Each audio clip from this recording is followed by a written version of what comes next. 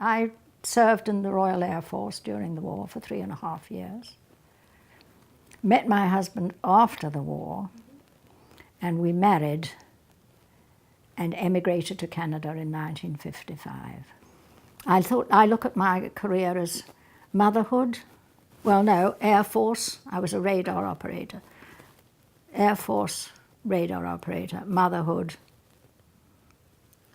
high school teacher, and my fourth go is the Old Sydney Society. I put in a lot of hours and resources for the Old Sydney Society. I've been president, I've been secretary, I've been membership secretary. I got the newsletter running again. I ran the museum shop for 20 years, did all the buying and everything, and it was a successful fundraiser. We were almost certainly the first museum shop on the island. We were one of the very first historical societies on the island. I'm certain of that, if not the first. The first exhibit was of local historic artifacts, and Ken Donovan was very involved in that, setting that up. He was able to display things. I can remember we had a canoe in there, all kinds of, very Cape Breton historical stuff.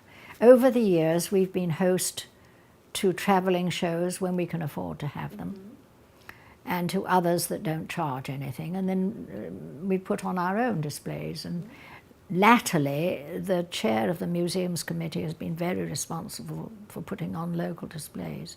And we've had about 3 a year, including one every year for Remembrance Day. And when I was on the board, I moved that the Old Sydney Society have an exhibit for Remembrance Day annually. It's right there in the minutes, and it's after my own heart. Because we had St Patrick's, then we had Cosset House, which is Nova Scotia Museum, but we run it, and we keep the accounts for it and everything, and hire the people for it. We pay our way there.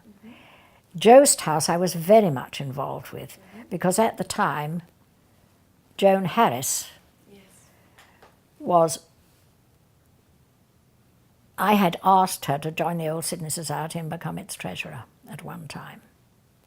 So we used to work closely together.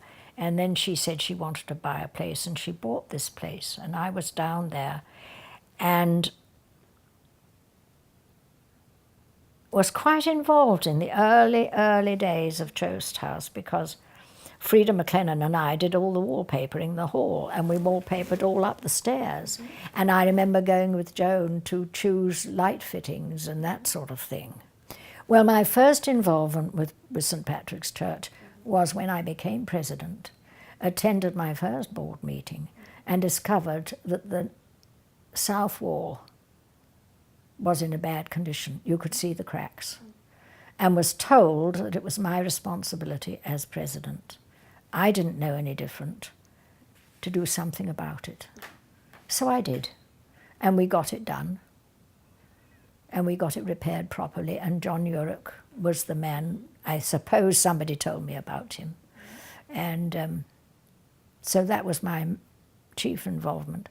Over the years, of course, I've volunteered there. We used to have a shop counter down there, and I've been a guide, putting in a shift, regular shifts. I've been on duty in St Patrick's quite a lot. The original Iona, the people who were there, they fanned out from the island of Iona to spread the word.